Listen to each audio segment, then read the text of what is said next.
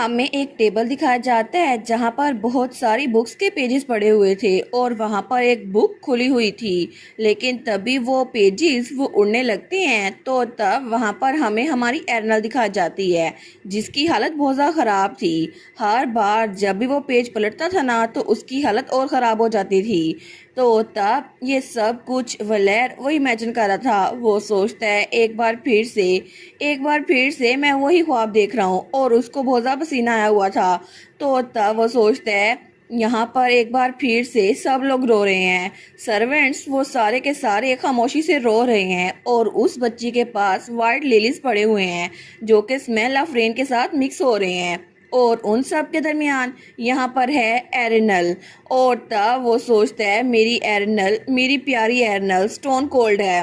तो तब उसकी तरफ हाथ बढ़ाता है। वो कहता है ये तो बिल्कुल ऐसे है जैसे तुम सोई हुई हो और जब तुम सोती हो ना सिर्फ उसी वक्त तुम पेन में नहीं होती, जैसे सब कुछ खत्म हो गया है। और उसकी आंखों में भी आंसू थे। वो कहता है मुझे माफ़ कर दो मेरी बेटी, क्योंकि मैं इस बार भी तुम्हें बचा नहीं पाया। और पीछे बहुत सारी एरनल्स की कॉपीज थी जैसे वो बहुत बार उसको बचाने की कोशिश कर रहा हो। वो कहता है मैं एक बार फिर से तुम्हें खुश नहीं कर पाया। लेकिन तभी वहां पर प्रेजेंट में उसको कोई हिलाता है। वो कहता है डैड डैड मेरी बात सुने ना।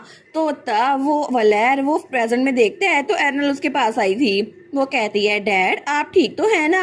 हमारी हीरोइन तो बड़ी परेशान हो गई थी अपने डैड के लिए। वो कहती है आपको क्या हुआ है। तो वलेर एरनल की तरफ बड़ा उदास होकर देखता है। हमारी हीरोइन कहती है क्या आपने मेरी वजह से अपनी बहुत सारी एबिलिटी यूज कर ली, क्या इसी वजह से आप पेन में हैं। तो वलेर कहता है मेरी बेटी, मेरी प्यारी बेटी, तुम तो वाम हो। और तब वो एरनल के गाल को टच करता है। वो कहता है तुम जिंदा हो, तुम सांस ले रही हो और तुम तो आंखें भी झपक रही हो। कहीं कहीं मैं फिर से ख्वाब तो नहीं देख रहा। तो हमारी हीरोइन उसको देखती है। वो सोचती है ये तो बिल्कुल भी नॉर्मल नहीं है। वो बेचारी सोचती है इनकी आईज तो अनफोकस लग रही है। वो कहती है नहीं ये कोई ख्वाब नहीं है। लेकिन तब वो सोचती है कहीं इन्होंने अपनी एबिलिटी ज़्यादा यूज़ तो नहीं कर ली, इसी वजह से इसका साइड इफेक्ट होगा। तो एनल कहती है डैड क्या आपको नाइटमेयर आया था। तो ग्रैंड ड्यूक वलेर कहता है बिल्कुल, डैड को हमेशा एक ही ख्वाब आता है बार बार। तो हमारी हीरोइन कहती है आखिर किस तरह का ख्वाब। वो कहता है एक ऐसा ख्वाब जहाँ पे मैं तुम्हें खो देता हूँ, चाहे मैं जितना मर्जी कुछ करूँ, मैं जो मर्जी चॉइस बना लूँ या फिर मैं कुछ भी कर लूँ, लेकिन आखिर में मैं हमेशा हमेशा तुम्हें खो देता हूँ। कुछ भी हो जाए, कभी कभार तो मैं तुम्हें खुद अपनी हाथ से मार देता हूँ क्योंकि तुम बहुत ज़्यादा तकलीफ में होती हो। इसी वजह से मैं तुम्हें तकलीफ से बचाने के लिए जान से मार डालता हूँ या फिर मैं बिल्कुल पागल हो जाता हूँ। और इसके बाद मेहन तुम्हारे गुजरने के बाद हमेशा मुझे छोड़ के चला जाता है। और उस ख्वाब में सबके जाने के बाद मैं तो बिल्कुल कोई टेरिफाइंग मॉन्स्टर बन जाता हूँ क्योंकि जो इकलौती चीज़ मुझे इंसान बनाए हुए थी वो मुझसे दूर चली गई। तुम मुझसे दूर चली गई। हमारी उन कहती है लेकिन आखिर आपको ऐसे ख्वाब क्यों आते हैं। तो वो अपना सर पकड़ते हुए कहता है मुझे नहीं पता, मैं बिल्कुल भी श्योर नहीं हूँ। और मैं अगर ऐसे ही तुम्हें दूसरों के पास छोड़ दूँ तो तुम जल्दी मर जाती हो, लेकिन अगर अगर मैं तुम्हें खुद भड़ा करूँ, तुम्हारे पास रुकूँ, तो तुम तो बोलने से पहले ही गुजर जाती हो। इसी वजह से मुझे मुझे ये सब कुछ बहुत ज़्यादा बुरा लगता है। हर बार मैं तुम्हें बचा नहीं पाता। मैं तुम्हें अच्छे से बड़ा करना चाहता हूँ जहाँ पर तुम खुश रहो। हमारे उन कहती है डैड। वो सोचती है मैंने पहले कभी भी इनको ऐसे नहीं देखा। वो इंसान जो मुझे बचाने के लिए आया था, जिसके ऊपर मैं डिपेंडेबल हो गई थी, इस वक्त ये तो बहुत ज़्यादा नाजुक लग रहा है, जैसे ये बिल्कुल रोने वाला है। तो तब वो सोचती है डैड तो बहुत ज़्यादा तकलीफ में लग रहे हैं। ये तो बिल्कुल ऐसा लग रहा है जैसे मेरे सामने एक छोटा बच्चा बैठा हुआ है जिसके कंधों पर बहुत ज़्यादा बोझ है जिसको वो बर्दाश्त नहीं कर पाता। तो वो सोचती है पता नहीं कौन सी मेमोरी होगी जो डैड के लिए नाइटमेयर बन गई है। लेकिन ऐसा लगता है कि ये उनके लिए सच में बहुत ज़्यादा टेरिबल है क्योंकि एक ऐसा ख्वाब जो बार बार रिपीट होता था, ये सब कुछ तो मैं भी महसूस कर चुकी हूँ क्योंकि ये तो बिल्कुल दिल में किसी स्कार की तरह चुभता है। तो वो सोचती है एक मिनट, इसका मतलब है इन्होंने मुझे तकलीफ से बचाने के लिए खुद अपने ख्वाब में मुझे मार दिया। वो कहती है पिछली बार आपने मुझे जो मर्डर की धमकी दी थी तो इसका मतलब है कि वो आपने ख्वाब में किया था।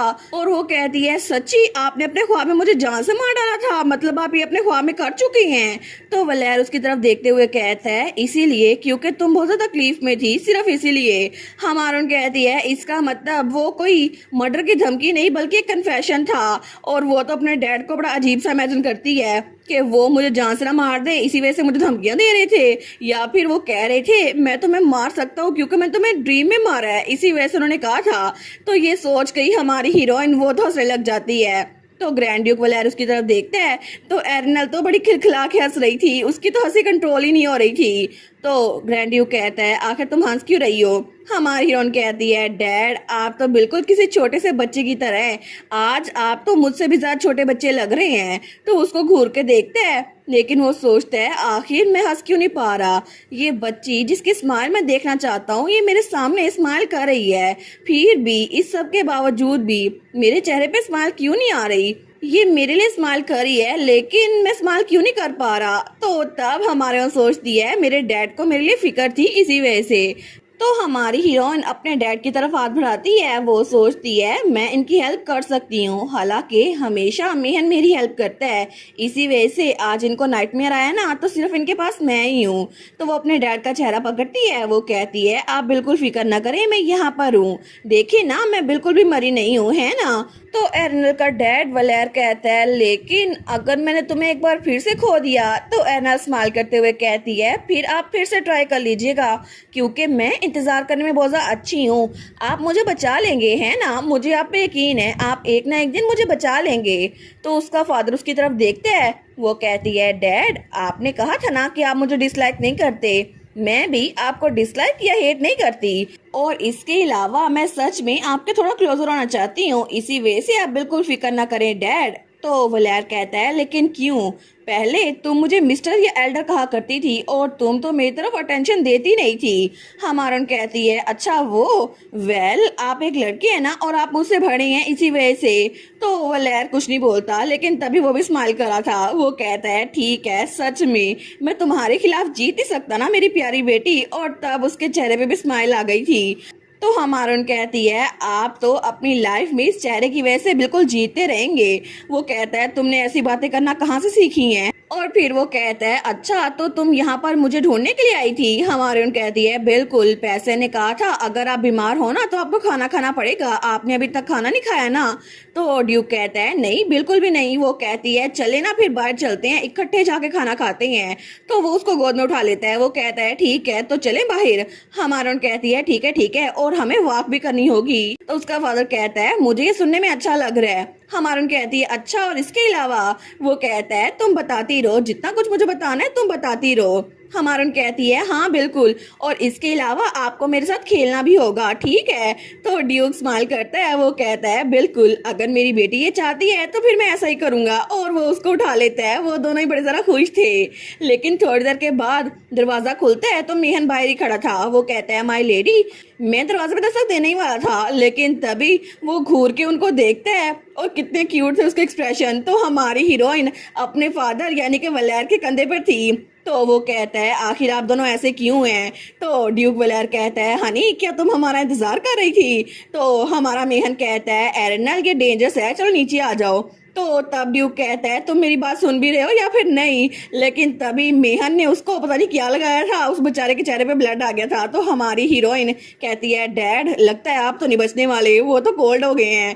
लेकिन आखिर में उसकी क्वेस्ट कंप्लीट हो गई थी क्योंकि वो अपने फादर को वहां से बाहर निकाल लाई थी। और इसके अलावा मैंने सीजन 2 का कवर अब देखा है, ये कितना क्यूट है ना, हमारा ड्यूक और उसके साथ मेहन और हमारी एरनल, और वहाँ पे पैसियन ट्विंस हारून, वो लोग तो बास्केट में है और पीछे हारून का अंकल भी है। ये कवर कितना ब्यूटीफुल लग रहा है।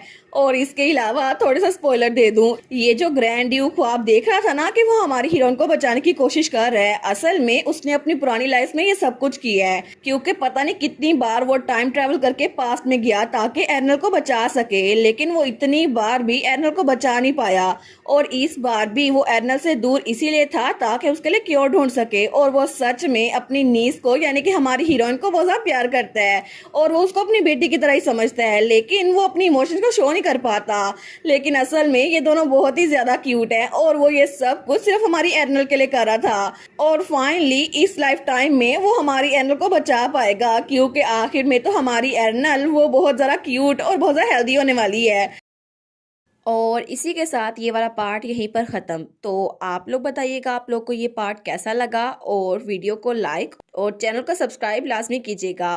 बाकी वीडियोस का लिंक भी स्क्रीन पर नज़र आ रहा होगा, तो काइंडली उनको भी चेकआउट कर लें। और thank you so much for watching my videos. Stay safe, bye bye.